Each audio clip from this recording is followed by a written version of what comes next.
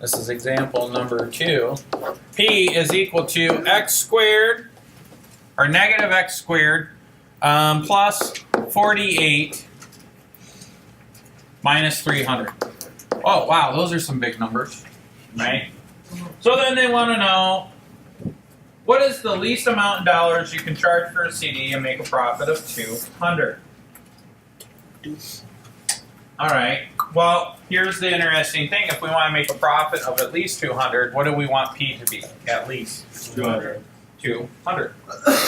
So what I do is I plug in 200 for P, and that's equal to negative x squared plus this 48x. 48x minus 300. So plus 48x minus 300. Now I want to set this equal to 0, so I'm going to subtract 200 from both sides.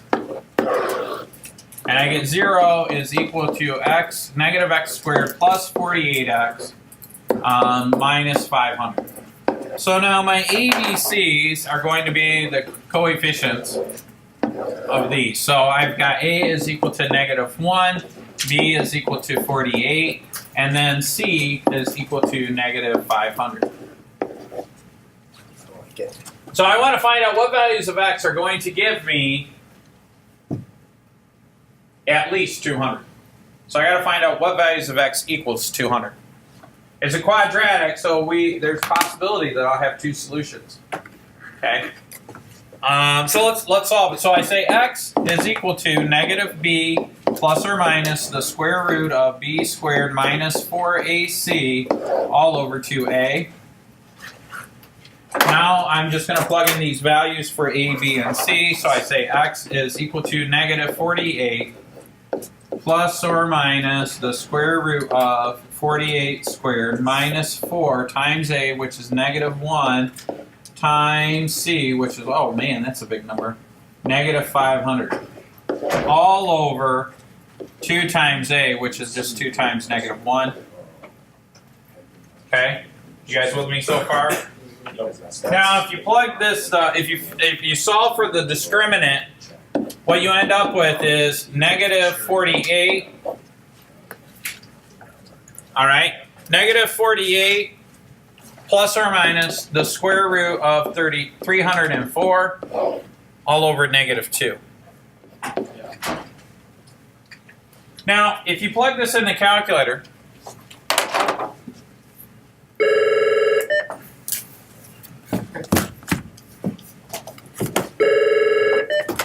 hello?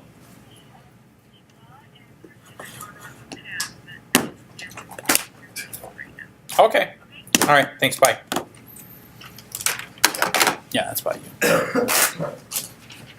If I plug this in the calculator,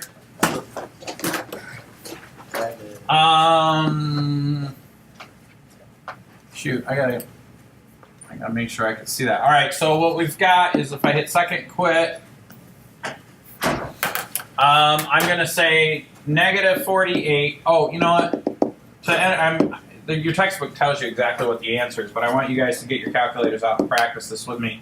It's going to be negative 48. I'm going to say plus the square root of 304, close parentheses, close parentheses. Now what I'm doing is by closing those numbers in the parentheses, I'm letting the calculator know this is the numerator.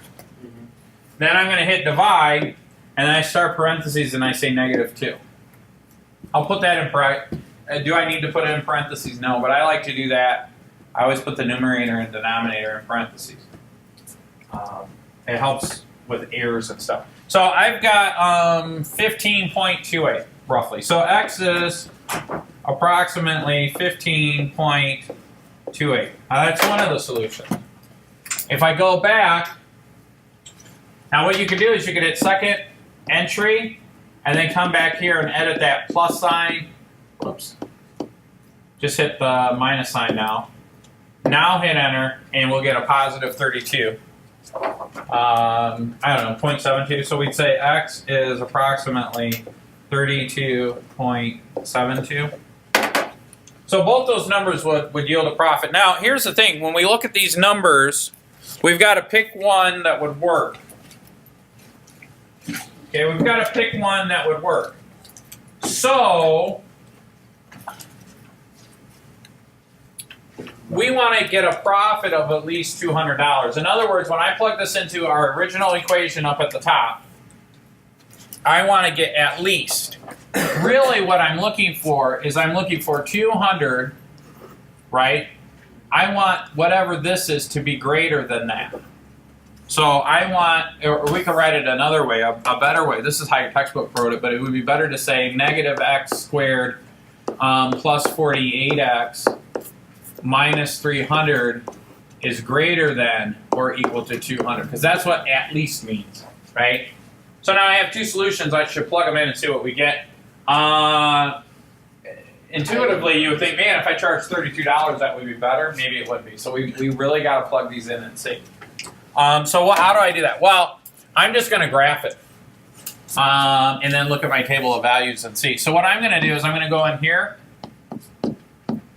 and I'm going to say negative x squared plus 48x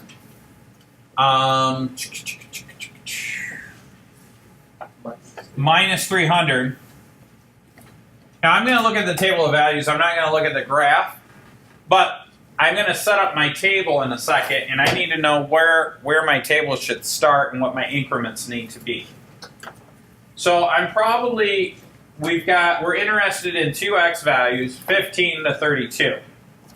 So what I'm going to do is from here, now that I have this equation, I'm going to hit second window, which pulls up the table settings, and I'm going to start at positive 15.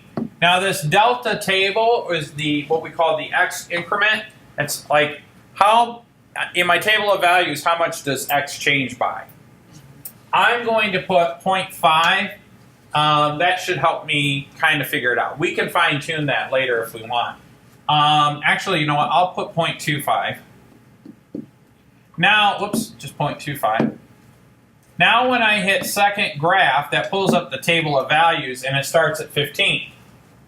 Now at 15.50, I see that I have a profit of $203. Does that make sense?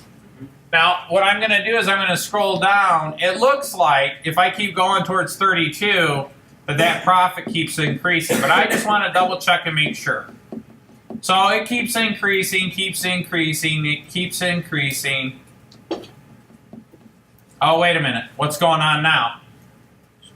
Look at those y values. Look at those red numbers. They're starting to decrease. So actually, as I start to approach 32,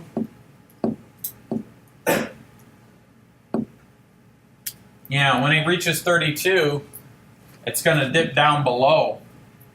I think it was 32.72. So when I get past that, I dip below $200.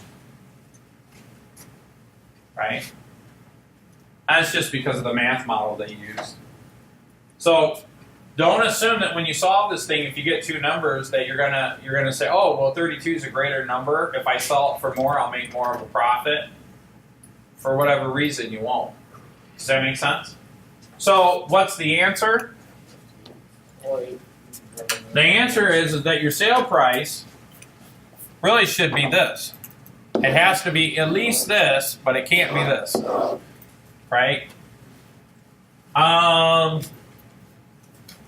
So the least amount that you could charge would be $15.29.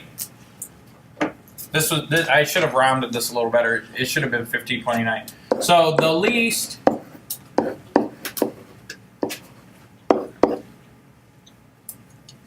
would be $15.29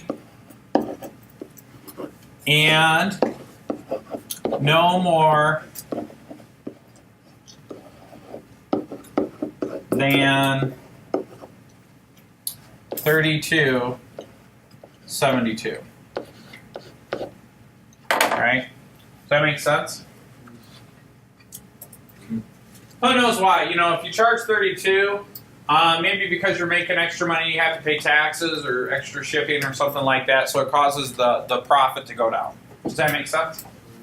Now, if I graph this, it becomes abundantly clear. I purposely did this, so I wanted you to see this. When I graph this, If I go to zoom fit, oops, I got to zoom out a little more. In my x values, let's go from 10 to 40. And for our y values, let's go from like 100. If I remember correctly, the maximum y value wasn't more than 300. So now when I graph this, I get this sort of thing. Now, if I wanted to maximize my profit, and I'm using that word intentionally, maximize my profit, what would I want to look at on the graph? Yes? The very top of the brown. The very top, the vertex, right? So if I hit trace, about $23 is what I want to do, because then I'd max out at about $275 in profit. Does that make sense? It's not into question on the book, but since we have the graph. So what happens is my profit increases, but after I start charging more than about $24, my profit starts to decrease.